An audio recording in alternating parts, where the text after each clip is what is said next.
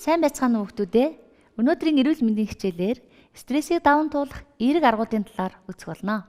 Стресс гэдэг нь бидний амьдралд өдөр тутам тохиолдож идэг амьдралын салшгүй нэг хэсэг болж өгдөг. Стресс гэж юу юм бэ гэвэл янз бүрийн зочруулын улмаас хүн болон амьтны биед үүсч байгаа физиологийн хамгаалах хариу урвалыг стресс гэж нэрлэдэг. Стрессийг үүсгэдэг хүчин зүйлүүдийг мэдэх нь чухал.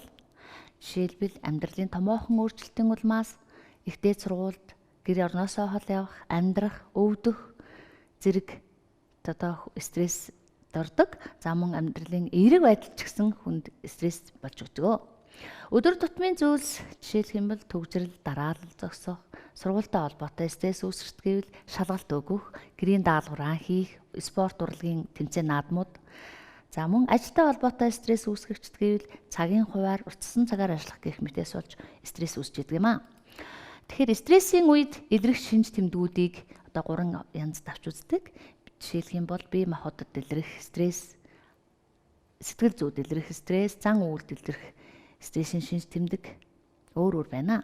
За ам хуурайш, ходоод гидс хямрах, толгой өвдөх, цусны даралт ихсэх, хүзүү мөрөөр хөшөх, хоолны дуршил өөрчлөгдөх, булчин хөших зэрэг нь бие махбодод илэрч байгаа шинж тэмдгүүд бол сэтгэл зүйд илрэх шинж тэмдэг нь уйтгарлах, сэтгэл түвших, уур бухимдал төрөх, сэтгэл гутрах, за ой тогтоолт муудах, гинтийн айдас давтах, өөрөө өөртөө эргэлзэх зэрэг нь сэтгэл зүйд гарч байгаа илэрлэл юм аа.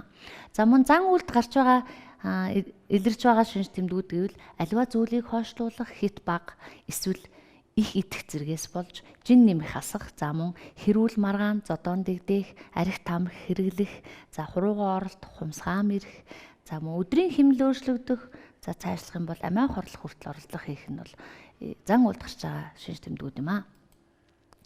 Стрессийг тайлах эерэг аргуудын талаар нэрлэе.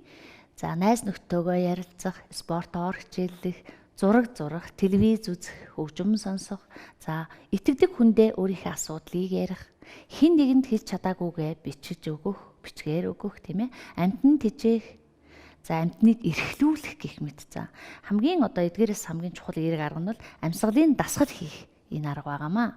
Ингээд энэ хичээлээрээ амьсгалын дасгалыг хийцгээе. Дасгалыг хийхдээ аль болохоор суугаа байдлаар хийх нь зүйтэй. Гэхдээ бас боломжгүй зогсоод хийж болно.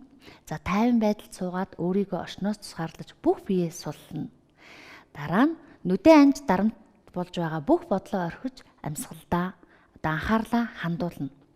Дараа нь 5 секундэд хамраараа гүнзгий амьсгал авна. Амьсгал авах явцдаа дотроо 5 хүртэл тоолж амьсгалаа амаараа айжм гадагшлуулна. Ингэхдээ уртаар амьсгал авах үед чиний хэвлий тэлэгдэж байна уу? Амьсгалаа гаргах гэж цааш татагдаж байна уу гэдгийг анзаарах нь чухал шүү. За ингээд амьсгалын дасгал хийсний ач холбогдлыг нэрлэе. Стрессийн улмаас бие махбодод үүссэн шинж тэмдгүүд арилна. За мөн сэтгэл хөдлөл докторж нь уур бухимдал арилна. Ой тогтоолт, анхаарлын төвлөрөлт сайжирна. Найз нөхөд гэр бүлийнхэнтэйгээ харилцаа сайжирна. За энэ зураг дээр анхаарлаа хандуулаарай хүүхдүүдээ. За хамгийн хурдан стресс тайлах аргуудыг нэрлэхэд амьсгал авах те эхлээд тайван сууд, нуруу цих биеэ сул нүдэн ансан аниад амьсгалаа аваад төсөөлөн бодож эхлэх саяын дасгал.